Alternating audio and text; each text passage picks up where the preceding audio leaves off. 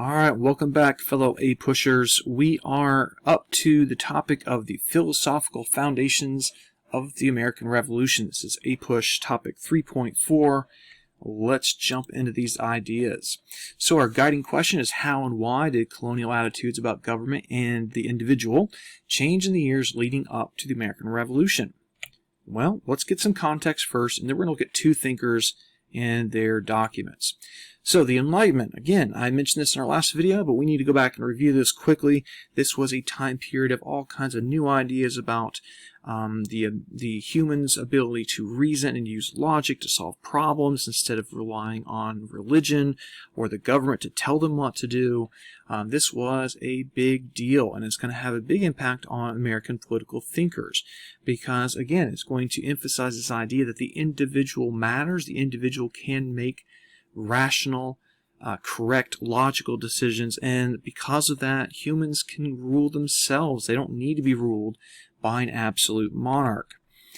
We also, in our last period, looked at the First Great Awakening and the role of religion, and religion also is going to be a big deal in pushing us towards revolution because Americans saw ourselves as a people that was basically blessed by God, a people of destiny, a people that would have liberty and freedom and the God-given freedoms. That's, natural rights. That's what John Locke called them. There's also the idea of republicanism. Now, if you look around the world today, most countries are republics. So it's tempting as a person from the 21st century to assume that's kind of the way it's always been. It's not, guys. If you looked in the 1770s around the world, you would be hard-pressed to find many republics at all. Almost all countries were some form of monarchy or oligarchy or something along those lines. And so the idea of republicanism was still pretty new.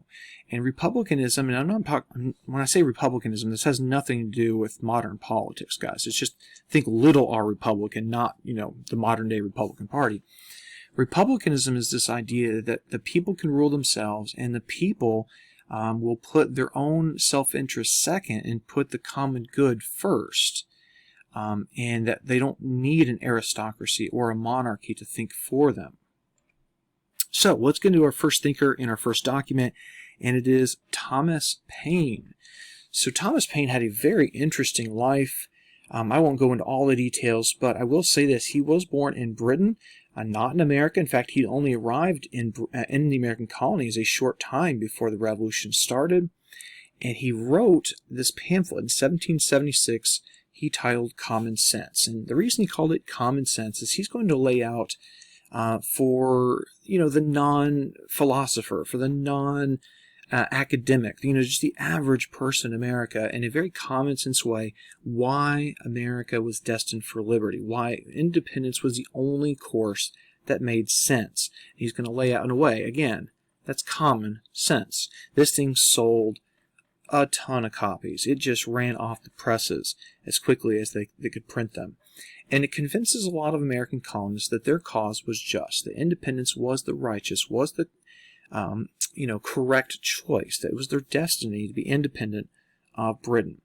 Now, as far as what he saw for America, he saw us becoming a republic. He saw a country in which the power came directly from the people, and that's all the government would have, right? This is a very Rousseau idea of ruling by popular consent, and in such a government, the people would put their interests second in the public good first. Now, this makes him sound very naive in some ways, because he seems to be kind of forgetting human nature, that we often do follow our own self-interests first. But he's hoping that maybe in this new world that the Enlightenment is creating, maybe we can kind of get past those natural selfish tendencies and create a better, more, I won't say it's not utopian, but certainly something better than what we'd had before. All right, so our next thinker is one Thomas Jefferson, and we're, of course, going to look at his Declaration of Independence, which begs the question, why was it so important for us to formally declare our independence? And the answer is that we felt that we had to explain to the world why we were justified in what we were doing. So this Declaration of Independence is not just a a breakup letter, like, some sort of Dear John letter. It's almost like a legal brief where we are going to be piling evidence up that shows why Americans are totally justified in breaking away, and that we are doing the only thing we have left to do. It's the only course of action the British have left us. So, a little bit of background on the Declaration first. On June 7th, 1776, a man named Richard Henry Lee called on the Continental Congress, or at least he issued a resolution that was passed by the Continental Congress to formally declare independence. But again, we had to come up with more than just saying we're breaking up. We had to come up with some reasons. And so someone had to write this, and that someone was a relatively young man from Virginia named Thomas Jefferson. And I know 33 seems really old to you guys, but I want you to think, guys, that is not old at all. He's not even old enough to be president under our Constitution that we use today. So he's a very, he doesn't have the same life experience as a lot of people around him in the Continental Congress, but they chose him because he was a smart man and a guy who could really write very eloquently. So, why does Jefferson believe we are justified in breaking away from Britain? That's the big question. And if you read the Declaration of Independence, it begins with this idea that we're all created equal and with certain unalienable rights, or natural rights, as John Locke would have said. And it says that because those natural rights have been violated, the social contract between us and King George III has been broken. And he goes through in a very exhausting list of all the misdeeds that George III had engaged in, whether that was taxing us without our consent, or cutting off our trade. Think of the Boston Port Act. Putting armies in our country when we're at peace. Like, why are the British soldiers here? A lot of Americans are wondering this. Well, what are you guys even doing here? Why? You can only be here to control us, because there's no French around. There's, the Spanish are way down in Florida somewhere. Why are you in Boston if not to oppress us? So again, this is a whole long list of things that King George had done, and we are totally justified in breaking away, was Thomas Jefferson's idea. And there is the Declaration, and John Hancock's famous signature there. And you can see a list of all the signatories from the various colonies. Lots from Pennsylvania, as you can tell.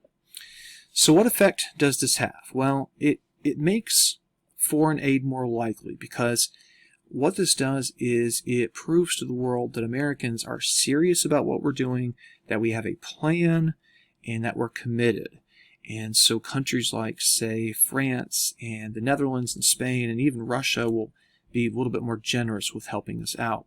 It gives us a much greater sense of purpose and urgency to win, because if you had signed the Declaration of Independence and we lose this war, well, you've basically signed a piece of paper saying you're a traitor, right? And we know what happens to traitors. This is why Ben Franklin said about the signatories that we must all hang together, or assuredly we shall all hang separately. This was signed in Independence Hall. Of course, they didn't call it Independence Hall at the time. We call that in retrospect. It's in Philadelphia. And guys, that is about it for this topic. So let's go back up to the question. And we were looking at the how and the why. Our attitudes about government, individual change, and the individual change in the years leading up to the Revolution. And a couple key takeaways would be the Enlightenment idea spreading across the Atlantic, the common sense pamphlet which galvanized Americans for the cause of independence, and of course the Declaration itself with its justification for our independence from Britain, and by citing the violation of our natural rights. So we are just about up to the point where we can call it official. The American Revolution started.